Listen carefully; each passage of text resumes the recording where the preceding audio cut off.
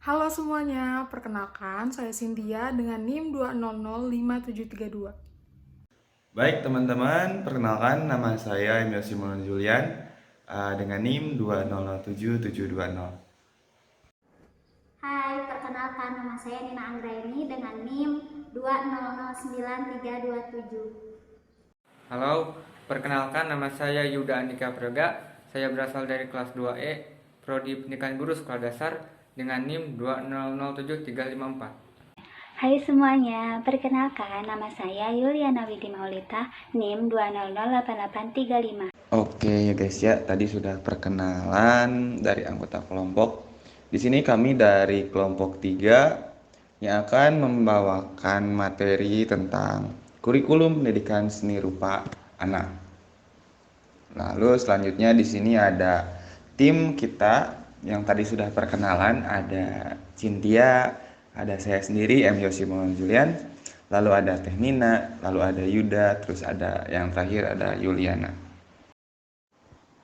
Nah, di sini ada 3 pokok bahasan. Yang pertama ada perkembangan kurikulum di pendidikan seni rupa di SD. Yang kedua, ruang lingkup pendidikan seni rupa di SD. Yang ketiga, praktik keseni rupaan di SD. Untuk yang pertama ada perkembangan kurikulum pendidikan seni rupa di SD. Yang pertama ada kurikulum pendidikan seni sebelum kemerdekaan. Nah, seperti yang telah kita pelajari pada kegiatan belajar sebelumnya, bahwa pengembangan kurikulum itu sangat dipengaruhi oleh beberapa faktor, di antaranya kebutuhan masyarakat, kemudian perkembangan disiplin ilmu, dan perkembangan teknologi. Nah, berdasarkan beberapa sumber yang pernah mengikuti pendidikan di zaman penjajahan Belanda, dapat digambarkan bahwa konsep kurikulum pendidikan seni rupa yang berkembang pada masa itu merujuk pada konsep pendidikan seni yang berlaku di negara Belanda. Nah, masa antara tahun 1930 sampai 1945, kurikulum pendidikan seni sangat berorientasi vokasional dengan penekanan pada penguasaan keterampilan menggambar yang sangat relevan dengan bidang ketukangan dan industri kecil. Kemudian periode antara tahun 1930 sampai 1945 sebenarnya diwarnai juga oleh suasana penjajahan Jepang yang berlangsung singkat dibandingkan dengan masa penjajahan bangsa Belanda. Nah, masa yang singkat saat pendudukan Jepang ini tidak memberikan pengaruh yang berarti terhadap perubahan atau perkembangan kurikulum pendidikan seni rupa saat itu. Kemudian semangat anti Belanda atau sekutu yang dihembuskan pemerintah pendudukan Jepang lebih kepada pengalih bahasaan, kepada bahasa Indonesia atau bahasa Jepang, segala sesuatu yang berbau Belanda. Kemudian buku-buku pelajaran yang berbahasa Belanda dialih bahasakan ke dalam bahasa Indonesia atau Jepang. Sayangnya untuk pelajaran seni rupa, karena dianggap tidak memiliki nilai strategis, upaya itu tidak dilakukan, sehingga para guru membuat acuan berdasarkan interpretasinya masing-masing dan cenderung mengikuti pola kurikulum sebelumnya. Usaha para guru ini pada umumnya tidak terlalu mempersoalkan peran pendidikan seni rupa terhadap peserta didik. Dengan demikian, dapat diduga kurikulum pendidikan seni rupa pada saat itu cenderung masih berwarna vokasional yang menekankan pada penguasaan keterampilan menggambar. Kemudian periode selanjutnya pada masa perang kemerdekaan atau revolusi fisik antara tahun 1945 sampai 1948, pada masa ini semangat untuk mengusir penjajah berkobar di masyarakat. Perlawanan terhadap penjajah terjadi hampir di seluruh wilayah Indonesia. Di sekolah-sekolah, dalam usaha untuk menanamkan semangat melawan penjajah ini, secara sengaja maupun tidak, itu mempengaruhi karakteristik terhadap materi pembelajaran. Contohnya pada mata pelajaran olahraga itu diisi dengan kegiatan bela diri dan baris berbaris alat tentara. Kemudian pelajaran menyanyi itu diisi dengan lagu-lagu perjuangan. Kemudian pada pelajaran seni rupa itu diisi dengan kegiatan menggambar poster-poster perjuangan dan menggambar yang bertemakan anti penjajahan. Yang kedua ada kurikulum pendidikan seni setelah kemerdekaan. Setelah kemerdekaan, kurikulum pendidikan seni rupa di Indonesia masih mengikuti pola kurikulum pendidikan seni di Belanda, terutama di wilayah Indonesia bagian timur. Ada beberapa buku yang dipandang dapat memenuhi tuntutan rencana pembelajaran, seperti buku yang berjudul Cara Menggambar, karangan A.J. Cox, CS, dan buku yang berjudul Marilah Menggambar, karangan J. Schlechter. Keduanya merupakan buku yang diperuntukkan bagi sekolah dasar. Isi buku tersebut menjelaskan bagaimana teknik menggambar dan bagaimana menggunakan teknik tersebut untuk mengekspresikan pikiran melalui gambar. Nah, kemudian buku-buku yang dipengaruhi gerakan reformasi pendidikan seni di Belanda ini mengarah kepada reformasi mata pelajaran menggambar. Sasaran reformasi ini adalah menggambar konvensional yang esensial ke menggambar ekspresi yang kontekstual, serta perubahan prinsip pendidikan seni dari pola transmisi menjadi pola pemfungsian seni sebagai sarana pendidikan secara umum. Istilah seni pun telah merangkum semua cabang seni termasuk menggambar. Kemudian, selain Belanda, pengaruh perubahan kurikulum pendidikan seni setelah kemerdekaan juga datang dari Amerika, dengan dikirimkannya sarjana-sarjana pendidikan kita ke Amerika dan negara-negara lainnya. Nah, pengaruh Amerika ini sangat terasa, terutama dengan adanya buku-buku seperti buku yang berjudul Education Through Art, karya terkenal dari Herbert Reed. Kemudian ada buku Creative and Mental Growth, karya Victor Lowenfeld, dan buku Art as Experience, karya J. Dewey. Nah, isi buku-buku ini menjelaskan tentang penggunaan seni dalam pendidikan dengan tujuan bukan untuk menjadikan seorang anak terampil dalam seni, tetapi untuk mengembangkan potensi peserta didik secara utuh. Kemudian yang ketiga ada kurikulum pendidikan seni tahun 1975 dan 1984.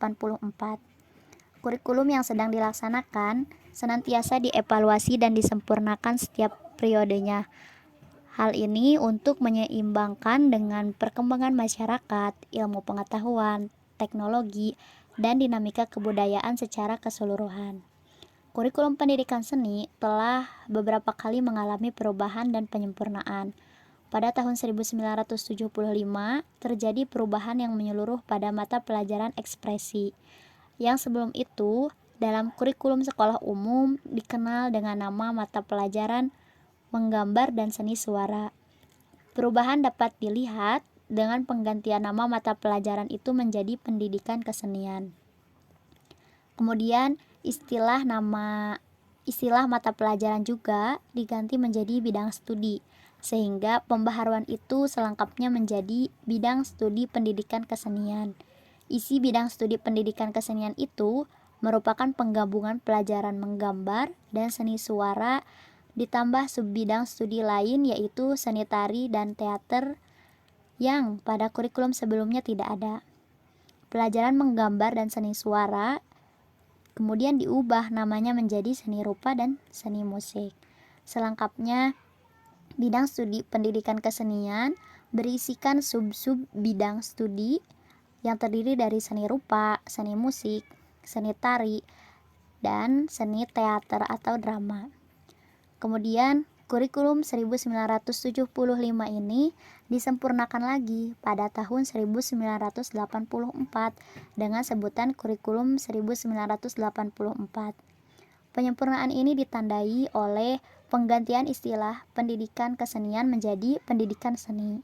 Penyempurnaan kurikulum ini terutama ditujukan kepada kendala yang ditimbulkan oleh Terlalu luasnya materi bahan ajar yang ditentukan oleh kurikulum 1975 dibandingkan dengan alokasi waktu yang disediakan. Dalam pendidikan seni, justru terjadi perubahan yang cukup besar. Peran pendidikan untuk menyiapkan tenaga terampil yang siap kerja ditiadakan, dan peran untuk pengembangan ilmu seni juga diperkecil. Demikian juga dengan alokasi waktunya.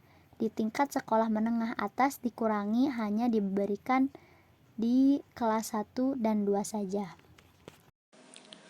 Baik, untuk materi selanjutnya yaitu ada Kurikulum Pendidikan Seni tahun 1994. Perbedaan yang cukup mendasar dalam kurikulum 1994 setelah pemberlakuan kurikulum tahun 1984 adalah digunakannya Undang-Undang Sistem Pendidikan Nasional sebagai dasar dari pembuatan kurikulum. Kurikulum tahun 1994, sekolah dasar yang berlaku saat itu sangat jauh berbeda dengan kurikulum sebelumnya. Dari perbedaan itu meliputi sistem pembelajarannya yang menggunakan integrated learning atau pembelajaran terpadu antara beberapa cabang seni. Nama pendidikan seni berubah pula menjadi kerajinan tangan dan kesenian. Ruang lingkup materi kerajinan tangan meliputi kegiatan sederhana kerumah tanggaan yang mudah dilakukan oleh anak-anak untuk keperluan hidupnya sehari-hari, dan di dalamnya termasuk pekerjaan keseni rupaan. Sedangkan yang dimaksud kesenian yaitu meliputi seni tari atau seni gerak, seni musik atau seni suara. Antara pengajaran kerajinan tangan dan kesenian dianjurkan menjadi suatu larutan yang benar-benar terpadu dan terintegrasi dalam suatu topik, yaitu bahasan. Pengajaran terpadu dalam kerajinan tangan dan kesenian disingkat KTK. Ini berbuatan wawasan, kedaerahan, atau muatan lokal sebab di dalamnya diharapkan para guru dan siswa mampu menggali seni kriya, yaitu kerajinan yang tumbuh di daerah sekitarnya. Bahasan yang kedua yaitu ruang lingkup pendidikan seni rupa di sekolah dasar. Apa saja ruang lingkup pendidikan seni rupa yang ada di sekolah dasar? Mari kita simak penjelasan berikut. Ruang lingkup pendidikan seni rupa di sekolah dasar meliputi seni rupa 2 dimensi dan seni rupa 3 dimensi. Seni rupa 2 dimensi merupakan karya seni rupa yang memiliki batas 2 sisi, yaitu sisi panjang dan sisi lebar. Seni rupa 2 dimensi hanya dapat dinikmati dari satu arah, yaitu arah depan atau arah belakang. Memiliki koordinat X dan Y, memiliki 2 ukuran, yaitu panjang dan lebar, serta tidak terlalu banyak kombinasi warna, dan biasanya hanya menggunakan warna-warna dasar. Adapun contoh-contoh dari seni rupa 2 dimensi, yang pertama ada lukisan. Lukisan yaitu hasil dari kegiatan seseorang yang menuangkan imajinasinya dengan seni lukis. Adapun pengertian seni lukis, yaitu seni atau kreasi seseorang untuk mengolah imajinasinya dalam bentuk lukisan. Kedua, poster. Poster merupakan karya seni atau desain grafis yang memuat komposisi gambar dan huruf di atas kertas berukuran besar. Ketiga, logo. Logo merupakan suatu gambar atau sekedar sketsa dengan arti tertentu dan biasanya mewakili suatu arti dari perusahaan, daerah, organisasi, produk, negara, lembaga, dan hal-hal lainnya yang membutuhkan sesuatu yang singkat dan mudah diingat sebagai pengganti dari nama sebenarnya. Keempat, kaligrafi. Kaligrafi adalah seni melukis huruf Arab dengan indah yang isinya mengenai ayat-ayat Al-Quran atau hadis. Kelima, mozaik. Mozaik merupakan karya seni yang dibuat dari susunan remah-remah benda kecil dengan suatu pola tertentu, yang bentuknya akan menyerupai suatu benda.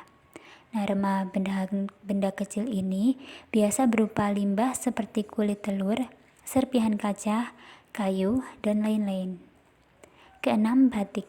Batik adalah kain bergambar yang proses pembuatannya dirancang khusus atau menerapkan pola pada kain yang masih kosong.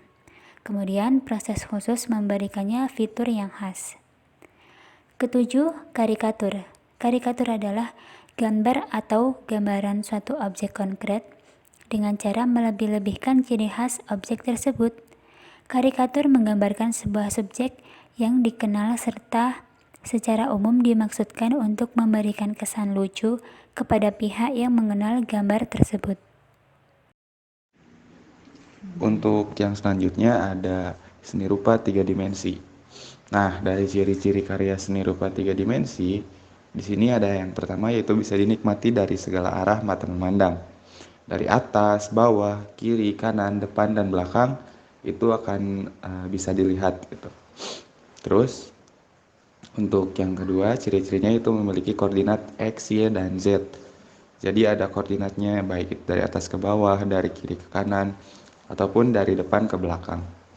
Terus yang selanjutnya memiliki 3 ukuran, yaitu panjang, lebar, dan tinggi. Terus yang selanjutnya memiliki frame yang layarnya luas gitu. Terus yang selanjutnya ada efek cahaya. Yang terakhir, penggunaan warnanya lebih kompleks dan memiliki gradasi-gradasi warna. Nah, lalu yang selanjutnya ada contoh-contoh seni rupa 3 dimensi yang dapat ditemukan. Yang pertama ada kriya, merupakan seni yang proses pembuatannya pada keterampilan tangan dan mengolah bahan agar mempunyai nilai guna dan nilai estetis. Biasanya kriya dibentuk dari batu, tanah logam, kain, dan juga dari kayu. Lalu yang selanjutnya ada patung. Adalah karya seni rupa 3 dimensi yang banyak kita jumpai sejak zaman nenek moyang di Indonesia. Patung biasanya menggunakan teknik memahat dari batu, kayu, atau benda keras lainnya yang dapat dipahat hingga menyerupai bentuk manusia ataupun bentuk yang lainnya. Yang selanjutnya ada keramik.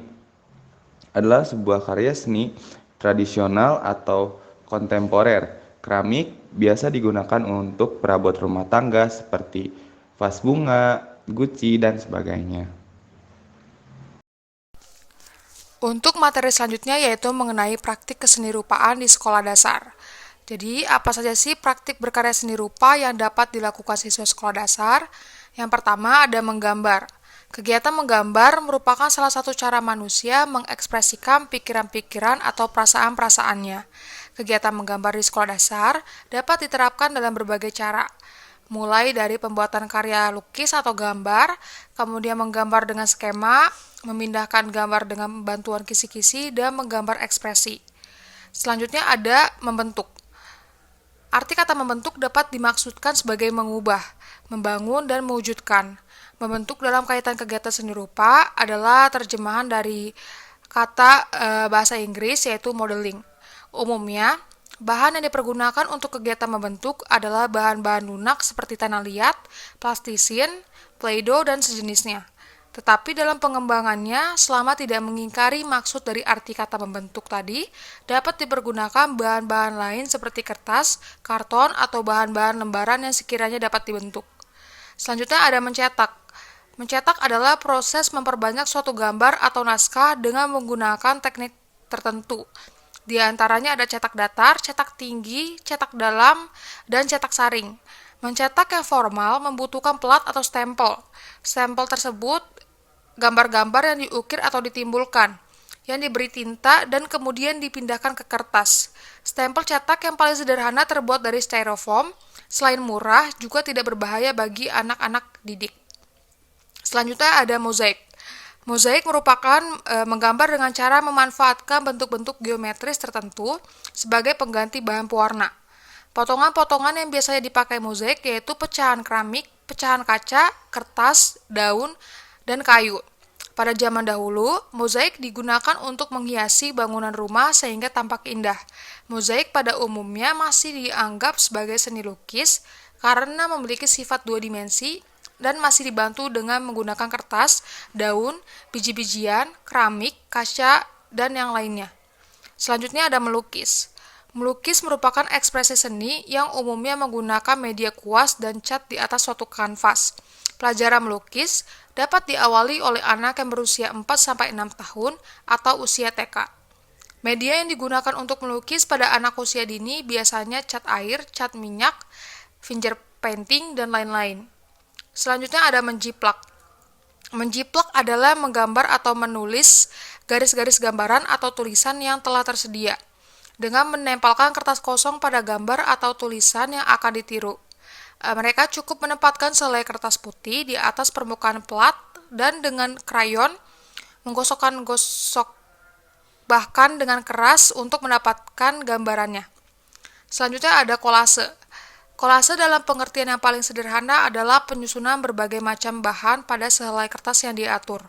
Anak-anak di kelas biasanya memilih dan mengatur potongan bentuk dari kertas, kain, bahan-bahan bertekstur, lalu meletakkannya di tempat yang mereka suka. Sebagai bagian dari pengalaman mereka dapat membuat keputusan sendiri tentang penggunaan warna, ukuran, dan bentuk. Yang terakhir ada montase.